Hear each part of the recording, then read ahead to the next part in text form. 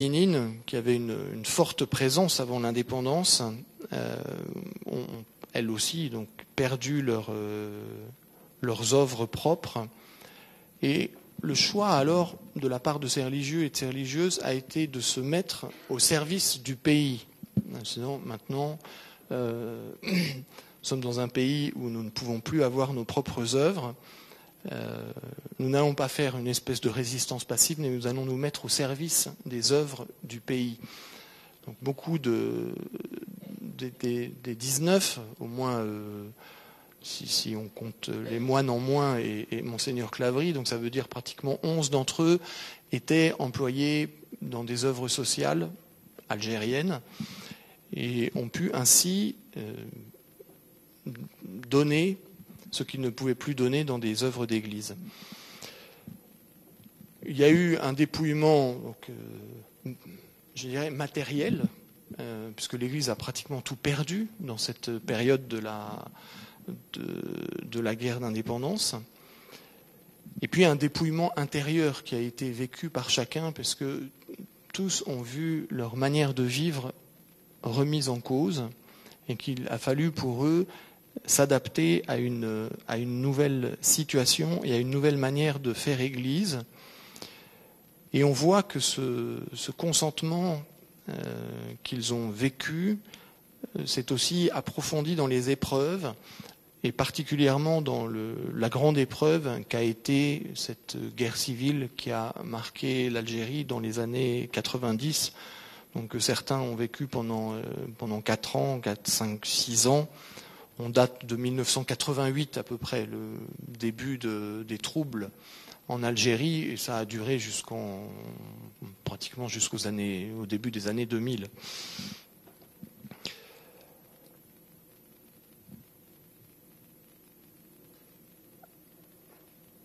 L'autre point de thématique qui est commune, c'est ce choix de rester, qui est peut-être la question qui peut le plus nous surprendre ou nous questionner. C'est le choix de rester dans l'épreuve, au chevet d'un peuple qui ne partage pas, qui ne vit pas ma foi, mais auquel j'ai la certitude de foi d'avoir été envoyé et auprès duquel je me sens appelé à rester. Après l'assassinat des 2 premiers religieux et religieuses, chaque communauté qui était présente en Algérie, chaque structure d'église a été appelée à vivre un discernement en lien avec les évêques d'Algérie, de manière à ce que chaque membre puisse prendre librement, ça c'est important, et en pleine connaissance de cause de la situation et de ce que cette situation pouvait impliquer comme possibilité, tous ont été appelés à ce discernement et tous ont pris une décision personnelle et communautaire. Donc vous avez des communautés qui, pour X ou Y raison, et il ne revient à personne de juger leur choix, ont décidé de partir, pensant que leur présence n'était plus opportune, qu'il y avait trop de risques. Il y a aussi eu beaucoup de pression du gouvernement, notamment du gouvernement français, dans les années 90, auprès des congrégations religieuses, pour rapatrier le plus rapidement possible les ressortissants français qui étaient dans ces pays-là. Donc l'Église a été soumise aussi à cette pression-là de la part des autorités françaises. Mais on a des témoignages et on a des textes de ces discernements communautaires qui ont été faits, et en même temps discernements personnels, qui montrent que chacun, avec son tempérament, chacun avec sa foi, chacun avec ses fragilités, a pris la décision de rester sachant qu'une mort violente était possible, a fait le choix de rester en Algérie comme Église, et ça revient de manière constante. Donc ça n'est pas moi, frère X, je choisis de rester parce que ceci, parce que c'est, mais moi je choisis de rester d'abord parce que je suis de cette Église et que je ne vois pas de motif de quitter cette Église.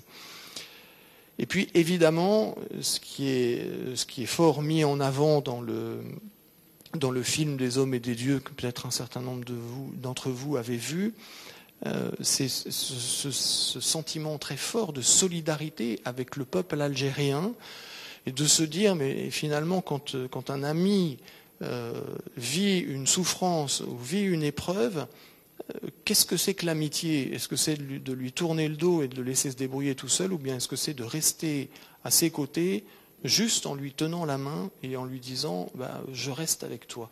Voilà. C'est le choix que ses frères et sœurs ont fait. J'ai dit au sujet du pardon donné à l'avance que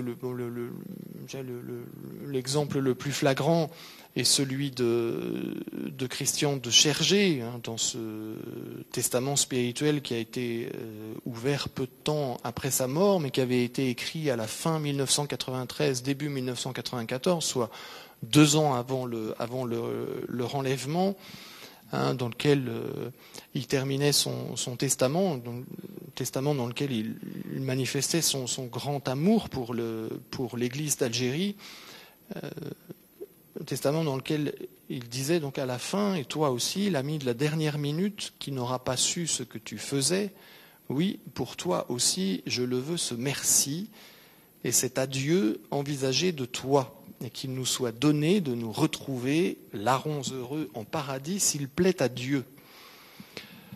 Et ce pardon de Christian de Chergé, il est important de le voir comme un pardon qui n'est pas juste adressé à une personne, qui est la personne possible comme assassin, mais c'est un pardon qui s'étend à tous les Algériens, en particulier à ceux avec qui il a vécu. Et ce pardon est présent dans les écrits, qu'ils soient nombreux ou peu nombreux, que l'on peut avoir des 19 serviteurs de Dieu qui sont morts en Algérie. Des vies qui ont une dimension prophétique parce que, de manière bien involontaire, parce que je dis souvent, aujourd'hui, les moines de Tibérine sont mondialement connus.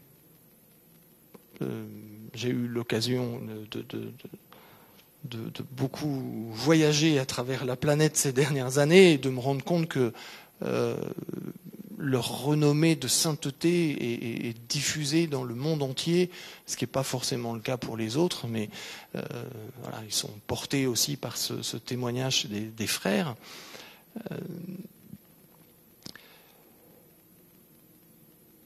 Et ils sont, de manière absolument involontaire, précurseurs de ce que peut être le dialogue interreligieux aujourd'hui.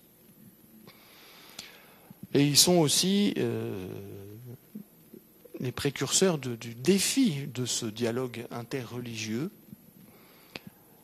qui est le défi de l'acceptation de l'altérité de l'autre dans sa différence. J'y reviendrai un petit peu plus tard. Et ce dialogue interreligieux qui aujourd'hui est peut-être appelé à prendre une nouvelle forme, ou en tout cas à poursuivre une forme qui a été déjà énoncée quand le synode des évêques s'est penché sur les églises du Moyen-Orient, appelant à un dialogue de la vie. Donc, comme je disais tout à l'heure, ce dialogue de la vie donc, que ces frères et sœurs ont vécu et pratiqué pendant des années. Mais ce programme de dialogue de vie, il ne l'est pas simplement pour les chrétiens qui vivent au Moyen-Orient ou qui vivent dans des pays de foi différentes, ou là en l'occurrence de foi musulmane, mais il paraît être un défi, de plus en plus être un défi pour toute la culture de notre temps, qu'elle soit orientale ou occidentale. Et je crois que pour ce défi de la rencontre de l'autre, du dialogue de la vie, leur témoignage reste un témoignage de portée universelle. Qu'est-ce que c'est qu'une cause de béatification ? Une cause de béatification, on y va par il y a deux portes d'entrée. Soit on va béatifier quelqu'un pour l'héroïcité de ses vertus, la manière héroïque dont il a pratiqué les vertus chrétiennes. Deuxième porte d'entrée, le martyr, donc qui est une mort en haine de la foi catholique, généralement une mort violente. Donc ici, nous nous trouvons dans le deuxième cas, dans une cause de martyr. Il y a tout un processus, parce qu'on a parfois l'impression, quand on regarde de célébration, de béatification ou de canonisation, c'est quelque chose de très majestueux, puisque les canonisations ont lieu place Saint-Pierre. Et puis on ne sait pas trop comment ça se passe derrière. On se dit, est-ce que c'est parce que le frère un tel ou monsieur machin, tel évêque aime bien cette figure, donc il s'arrange pour qu'à un moment donné on arrive à le proclamer bienheureux, ou comment est-ce que fonctionnent ces processus de béatification et de canonisation. J'avoue que j'étais assez ignorant de la question, et le fait d'être amené à travailler sur plusieurs causes, parce que je ne suis pas que celle-là, mais depuis j'ai été appelé à collaborer pour d'autres causes, lève un peu le voile sur cette manière qu'a l'Église de proposer des nouveaux modèles de sainteté à l'Église universelle, donc à chacun d'entre nous. Et ça n'est pas une mince affaire, et c'est quelque chose qui est extrêmement travaillé et très sérieux. Donc, on n'est pas pistonné pour être mis sur les autels et pour devenir saint. Il y a un vrai travail qui commence par une enquête diocésaine, donc qui est généralement faite dans le diocèse d'origine, de vie ou de mort de la personne qu'on veut présenter à la béatification. Donc une enquête diocésaine qui comprend différentes parties, une partie de recherche historique, de recherche documentaire, de recherche de témoignages, de personnes qui ont soit connu le futur bienheureux, ou bien des recherches historiques, quand c'est une cause qui est ouverte pour quelqu'un qui a vécu pendant la Révolution, comme c'est le cas par exemple du père Bazin dans le diocèse, ou des frères Vallée, où il y a encore quelques témoins visuels de leur enfance, mais il n'y a plus forcément de témoins de leur captivité. Toute cette phase qui prend beaucoup de temps, où il faut ramasser le maximum de documentation sur chacun de ceux qu'on veut présenter en modèle de sainteté à l'Église universelle par le biais de la congrégation des causes des saints. Donc une fois que vous avez ramassé toute cette documentation sur ce qu'on appelle un procès diocésain qui dure plusieurs années, pour la cause des martyrs d'Algérie, le procès diocésain a duré pendant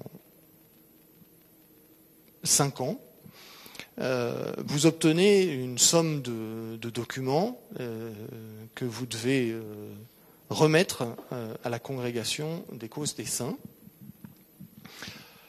Pour vous donner une petite idée, on prend des causes que vous connaissez, dont vous avez entendu parler. La cause de Mère Teresa, cette enquête diocésaine, ça représente 35 000 pages. donc ça fait un certain nombre de volumes. La cause de béatification de Jean-Paul II, c'est à peu près du même tonneau, si ce n'est plus. La cause dont je vous parle ce soir, le procès diocésain, ça représentait 7000 pages, donc à la fois de documentation, d'écrits, de témoignages. À partir de cette matière que vous recueillez dans l'enquête diocésaine, le postulateur est amené à synthétiser tout ça et à répondre à un certain nombre de points précis qui sont le sujet du document final qui sera remis à la Congrégation des causes des saints pour une étude. Dans le cas d'une cause de martyr, vous avez 4 points essentiels à prouver. D'abord, il faut que vous expliquiez ce qu'on appelle le martyr matériel, c'est-à-dire la manière dont s'est passé, les circonstances de l'assassinat ou du meurtre de la ou des personnes dont vous devez parler. Ensuite, vous avez 2 autres points, qui est l'acceptation du martyr par celui ou celle ou ceux que vous présentez. C'est-à-dire montrer qu'à un moment donné dans leur vie, et plutôt peu de temps avant leur assassinat, ils ont accepté la perspective de pouvoir mourir en martyrs, eux, pour leur amour du Christ et de l'Évangile. Et puis, le pendant, c'est qu'il faut que vous puissiez démontrer aussi que ceux qui les ont tués ont agi en haine de la foi catholique. C'est-à-dire qu'ils n'ont pas simplement tué un frère parce que ceci, parce que cela, mais qu'ils ont, à travers le frère ou la sœur, c'est à l'Église et à la foi catholique qu'ils s'en prenaient. Et puis le 4e point qui est important à démontrer, mais qui est aussi un point essentiel pour l'ouverture d'une cause, c'est la renommée de sainteté. C'est-à-dire que si vous prenez un brave religieux ou une brave religieuse qui a été assassiné quelque part, mais dont personne ne parle, rien ne s'est passé autour de sa mort ou après sa mort, on n'a pas découvert de choses particulières, personne n'a cherché à essayer de développer un peu son profil de personnalité, son profil de religieux. Bon, si personne n'en parle, c'est pas la peine d'essayer d'ouvrir une cause parce que ça vous dira tout de suite, c'est bien, mais enfin s'il est bien connu de sa mère et de sa grand-mère, ça va pas suffire. Dans le cas de la cause qui nous intéresse, la renommée de sainteté, comme je le disais tout à l'heure, pour les frères de Tibérine, elle est assez clairement universelle, très diffusée, elle a été très spontanée. C'est-à-dire que notre ordre n'a absolument pas cherché à diffuser leur message par un biais ou par un autre. Il se trouve que dans les affaires des frères, on a retrouvé beaucoup d'écrits, des choses qui étaient construites, comme les écrits du père Christian de Chergé, le prieur, ou du frère Christophe. On a découvert aussi des écrits chez le frère Henri Vergès ou chez monseigneur Claverie. Et puis, des gens se sont intéressés à ces écrits, ils les ont travaillés, ils les ont publiés, la diffusion a été importante, et ce qui a permis aussi de faire connaître ces figures, pas seulement en France, mais dans un j'allais dire, un périmètre plus large, en Europe, aux États-Unis. Pour les frères de Tibérine, j'ai été vraiment très, très frappé de voir qu'un certain nombre d'ouvrages ont été traduits dans une quarantaine de langues, et que vous alliez au fin fond de l'Argentine, où vous entendrez parler des frères de Tibérine. Si vous allez en Palestine ou dans les territoires occupés, vous trouverez le DVD des hommes et des dieux en vente. Les gens vous diront oui, je sais qui c'est, et c'est pareil en Afrique. Enfin, voilà. C'est quelque chose d'absolument mystérieux, c'est un don de Dieu à son Église, que Dieu fait à travers des hommes et des femmes, pas parce que ces hommes et ces femmes l'ont choisi, mais parce que Dieu les a choisis pour être signe de sa miséricorde et de son amour pour les hommes. Ce sont les 4 points que vous avez à démontrer, de manière à lever tous les doutes possibles qui puissent exister dans la tête des théologiens qui sont choisi pour étudier une cause. Donc une fois que vous avez terminé votre travail de synthèse pour la cause présente, voilà ce qu'est le travail terminé, c'est-à-dire ce qu'on appelle dans le jargon de la congrégation de la cause des saints une positio, c'est-à-dire un rapport qui synthétise toute l'enquête diocésaine, qui donc répond aux 4 points dont je viens de vous parler pour chacun des 19, et puis qui développe aussi ce qu'a été l'histoire d'Algérie dans les années 90, c'est-à-dire comment est venue la montée de l'islamisme en Algérie, dans cette période-là, dans quoi ça s'enracine dans l'histoire du pays, quelle est l'histoire chrétienne de ce pays, qui a quand même une histoire chrétienne importante, quelle était la place de l'Église dans ce pays, donc notamment avec les bouleversements dont j'ai parlé après la guerre d'indépendance, les enjeux de la présence de cette Église. Voilà, non. Une fois que tout ça est terminé, on remet ce document à la congrégation, et puis après on attend. Il y a actuellement à peu près 2000 causes de béatification ou de canonisation en cours. Sur ces 2000 causes, vous en avez qui sont des causes actives, ça veut dire qu'il y a des gens qui travaillent dessus, puis il y en a d'autres, vous avez des causes qui dorment depuis très longtemps, soit parce que ceux qui ont promu la cause à un moment donné ont arrêté de la promouvoir et puis plus personne travaille dessus, soit pour d'autres raisons, et la congrégation ne bouge jamais. C'est-à-dire que c'est toujours à vous qui défendez une cause de les faire réagir, mais sinon eux ne réagiront pas, c'est pas leur travail, c'est vous qui voulez promouvoir une cause, faites votre travail, et travaillez dessus et essayez de la promouvoir, et puis nous on validera par différentes étapes. Donc pour la cause des 19 frères et sœurs, il se trouve que grâce à Dieu et puis grâce certainement à d'autres choses, le processus va aller très vite. Généralement, quand vous déposez votre dossier, après il faut attendre qu'on vous appelle un jour en vous disant il a été décidé de mettre votre cause à l'étude. Et ça peut durer 1 an, 5 ans, 10 ans, 20 ans. Vous avez des causes qui dorment dans les placards depuis fort longtemps, soit parce que ce sont des causes qui plaisent pas trop. Je pense par exemple à la cause de Jacques Fesch, que certains d'entre vous connaissent, cet assassin qui s'est converti en prison et dont le cardinal Lustiger avait décidé d'ouvrir la cause de béatification. Tout est terminé, le gros pavé dort dans un coin de la congrégation où il y a des gens qui disent « mais enfin on va quand même pas béatifier un assassin ». Le jour où peut-être il y aura quelqu'un qui trouvera les mots justes pour leur parler et de leur dire peut-être que ça peut être quand même un modèle de sainteté, à ce moment-là, peut-être que on enlèvera la poussière, on fera remonter le dossier et que la cause sera étudiée. Là, il se trouve qu'on a eu beaucoup de chance aussi parce que c'est une cause qui est très suivie par le Vatican. Et donc on a été mis à l'étude des théologiens tout de suite. Ça veut dire que le 30 mai prochain, je saurai ce que le collège des théologiens qui est chargé d'étudier ce document, je saurai ce que les théologiens ont décidé. La congrégation nomme 9 théologiens,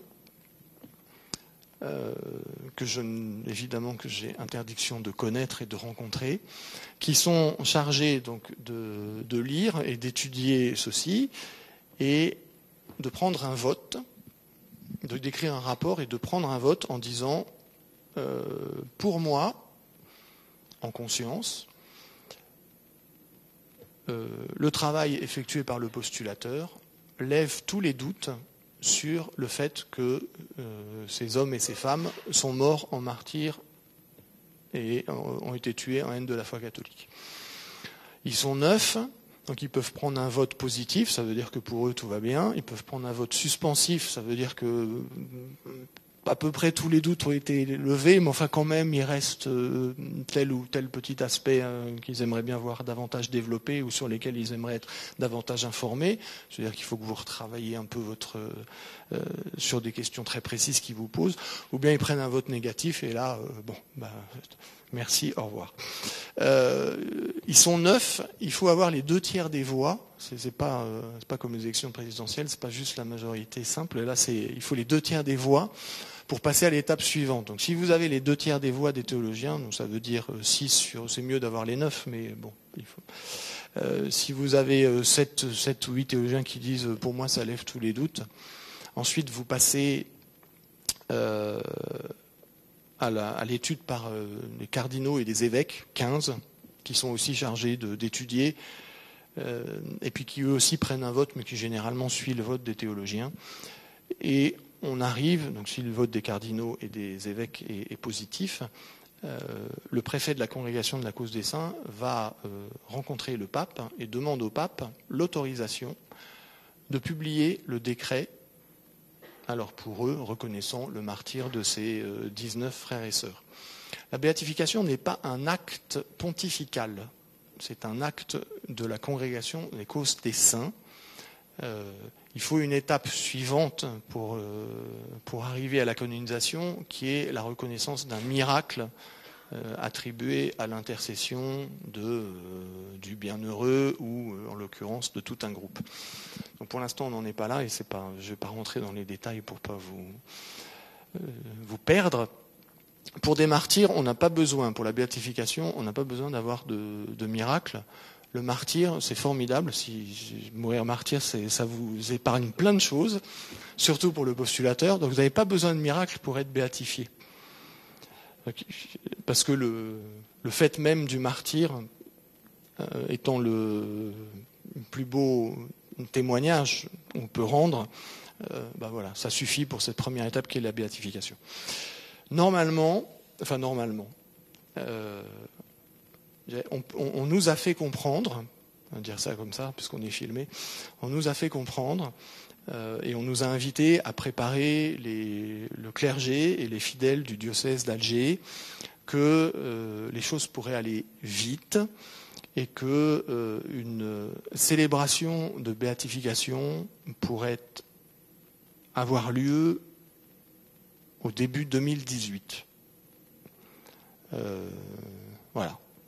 Donc maintenant, il faut prier pour que l'Esprit Saint éclaire les théologiens qui sont en train de travailler sur la position et éclaire les services diplomatiques du Saint-Siège pour qu'ils ne soient pas effrayés devant la perspective de déclarer martyrs morts en haine de la foi des gens qui ont été tués par des islamistes radicaux et que la cause soit bien présentée. Ça n'est pas une cause de l'Église catholique contre l'islam et contre les musulmans, parce que ça serait, alors là, complètement contre-productif. D'abord, ça serait complètement pervertir le témoignage de vie des 19 frères et sœurs, et puis ça serait se tromper complètement d'orientation sur le pourquoi de l'introduction de cette cause. Au contraire, c'est une cause qui veut promouvoir la rencontre entre les chrétiens et les musulmans, une rencontre, comme je le disais, qui aujourd'hui est appelée à se vivre dans le dialogue de la vie. Et on voit que sans aller jusqu'en Algérie ou sans aller jusqu'au Moyen-Orient, c'est déjà un grand défi pour notre société aujourd'hui. Et je vais terminer par ça, en essayant de partager un peu avec vous ce que cette cause nous dit aujourd'hui.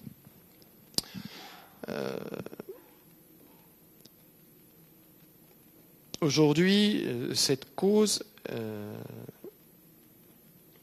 à mon avis, elle dit ceci. Elle dit que dans le climat de violence actuelle dans lequel nous vivons,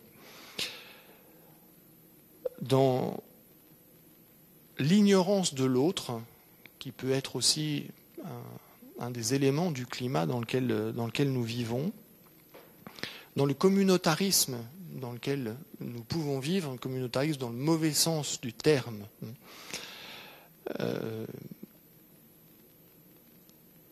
Beaucoup de choses pourraient nous faire dériver vers une forme ou une autre d'islamophobie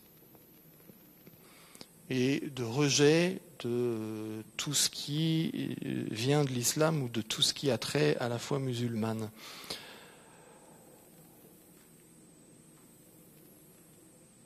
Alors, il ne faut pas tomber dans l'angélisme non plus et dire de toute façon tout est formidable et merveilleux et on s'aime et le dialogue est possible et on va réussir à s'entendre avec tout le monde. Je crois que ce qu'on vit aujourd'hui nous montre que ça n'est pas vrai.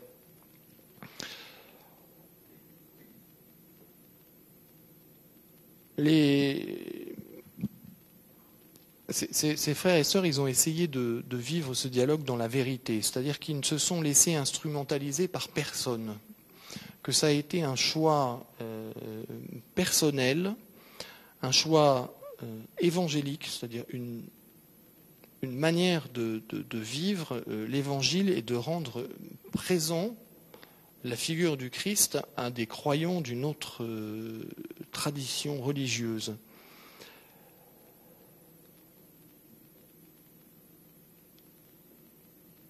Jamais ces frères et sœurs n'ont été tentés a priori de ce qu'on a pu, de ce que j'ai pu voir dans leurs écrits ou dans les témoignages que j'ai eus. Jamais il n'y a eu une tentative ou une tentation, de repli sur soi. Il y a eu cette faculté chez eux de rester, quelles que soient les circonstances, dans l'ouverture et l'accueil de l'autre. Et on sait qu'aujourd'hui, ce sont des thèmes qui sont malheureusement tristement d'actualité et sur lesquels parfois nous avons du mal à nous situer en tant que chrétiens. On le voit aujourd'hui avec l'accueil des réfugiés que le pape a promu avec une véhémence et insistance, et puis se dire oui mais finalement qu'est-ce qu'on fait? Est-ce qu'en tant que chrétien, qui on doit accueillir? Des réfugiés? Est-ce qu'on accueille que des réfugiés chrétiens? Est-ce qu'on accueille des réfugiés musulmans? Et si on accueille des réfugiés musulmans, qu'est-ce qui va se passer? Voilà. Ils ont fait le choix et de vivre l'interculturalité dans tout ce qu'elle peut apporter de richesse à la vie de l'homme, et l'interreligiosité, avec là aussi tout ce que ça peut amener de beau dans la vie d'un homme. Donc quand on sait aujourd'hui le repli identitaire qui guette, et enfin bon, on ne va pas faire de la géopolitique et je ne vais surtout pas m'avancer sur un terrain politique, mais on voit bien que c'est quelque chose qui est ambiant, de quelque parti que ce soit.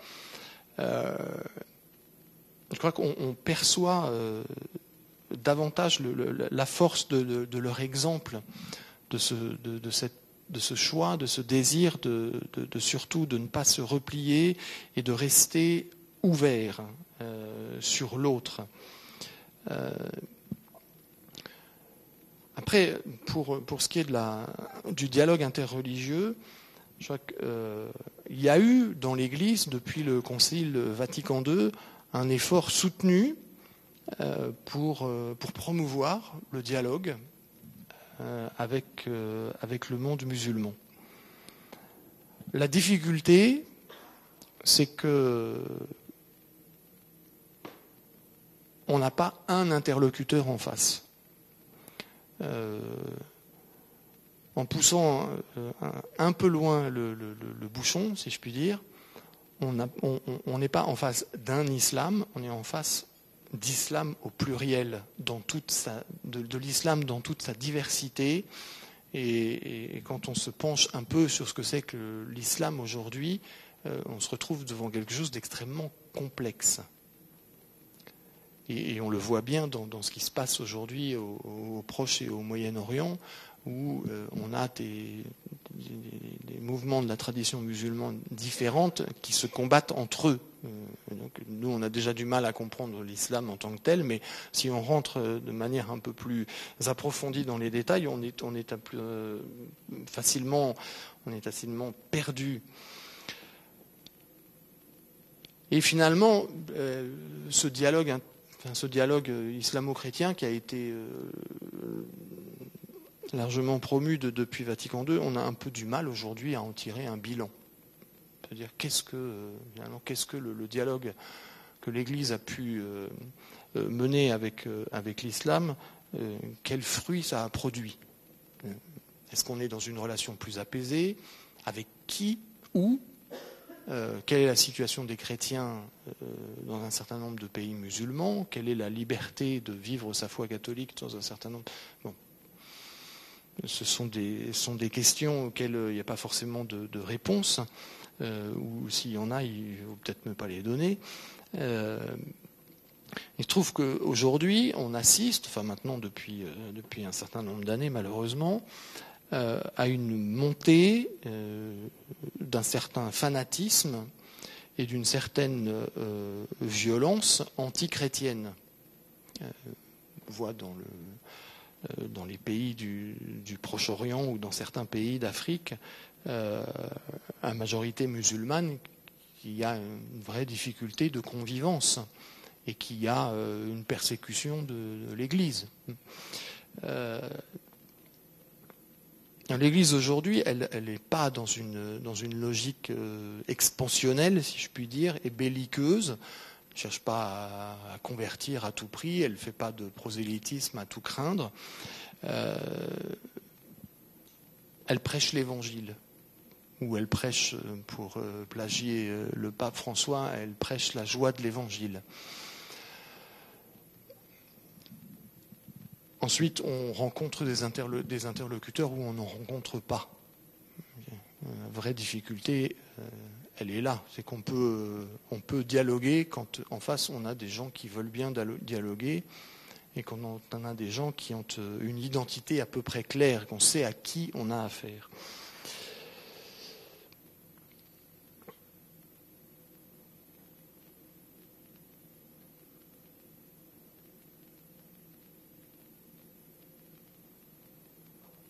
Juste pour terminer, il y a eu un moment assez fort dans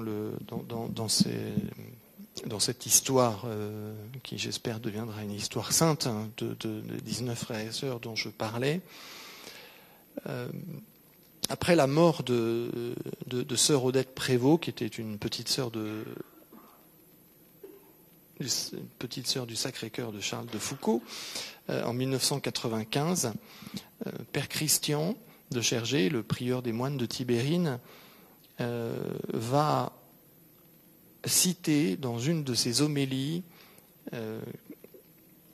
une phrase qu'a prononcée cette sœur avant son assassinat, évidemment, et qui me semble être ce que profondément cette cause a à nous dire aujourd'hui. Sœur Odette, quelques mois avant son assassinat, disait « Rester en Algérie, en connaissance de cause, rester veut dire avant tout affirmer notre droit humain fondamental, le droit à la différence. Avec une reconnaissance d'un tel droit de la part des Algériens, c'est-à-dire que les Algériens acceptent de reconnaître la différence des chrétiens qui vivent chez eux,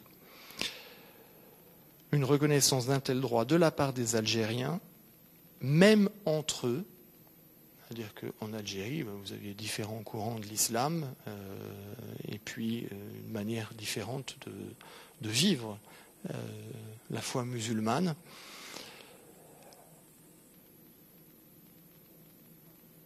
Et Christian de Chergé continue en disant finalement, ceux qui ont assassiné sœur Odette, et tant d'autres, puisque je vous ai parlé de 19 personnes ce soir, mais la guerre qui a eu lieu en Algérie dans les années 90, c'est entre 150 000 et 200 000 morts. Donc il continue, ceux qui ont assassiné Sœur Odette et tant d'autres voulaient éliminer leurs différences. Et je crois que c'est une expression qui est lumineuse et profonde.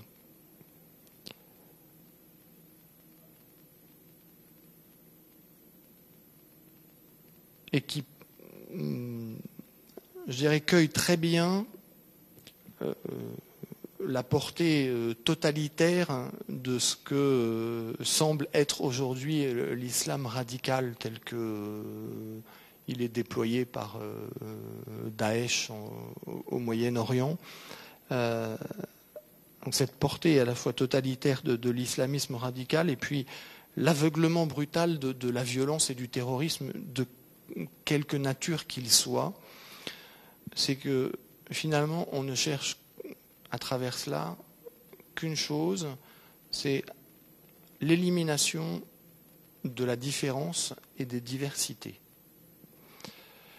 Et c'est tout le défi de nos sociétés aujourd'hui, d'arriver, sans faire d'angélisme, encore une fois, en reconnaissant les choses pour ce qu'elles sont, mais d'arriver à faire à ce que nous arrivions à vivre ensemble, sans forcément partager la même foi, mais à pouvoir vivre ensemble et à pouvoir accepter les différences.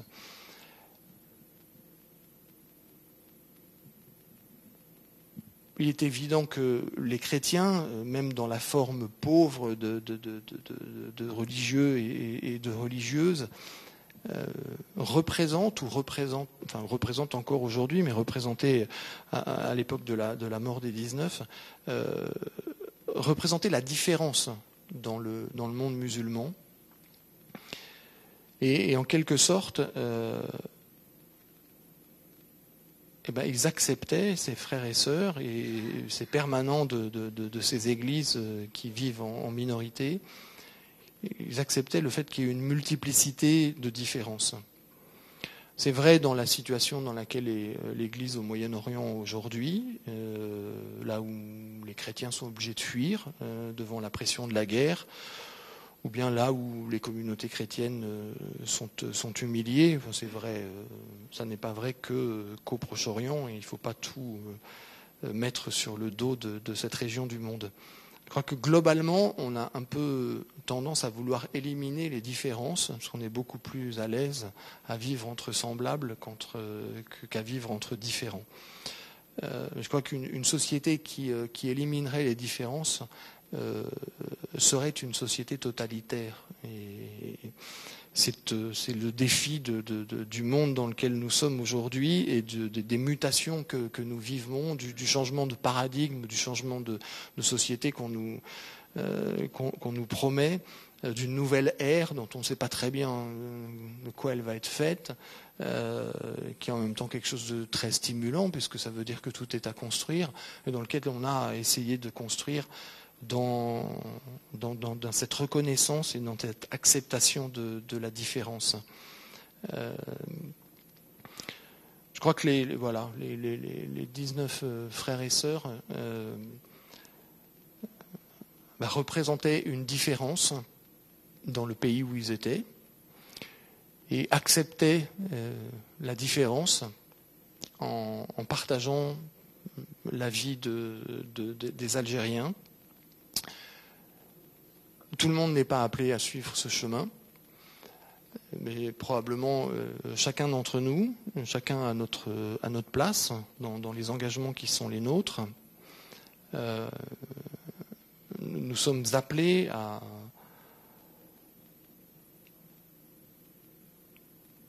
savoir vivre et jouer dans le bon sens du terme de la différence et à ne pas vouloir l'éliminer parce que pour une raison ou pour une autre, elle nous gênerait. Voilà, c'est un des points, je crois, importants couvrira cette cause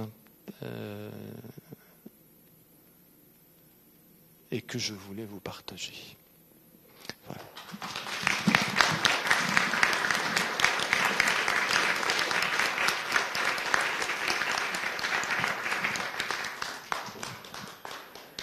Merci beaucoup Thomas de tout ce que tu nous as dit. Et oui, mais il y avait à dire, je crois, nous mesurons la chance que nous avons ce soir d'entendre ça. On a peut-être entendu dans le passé des éléments, mais cette synthèse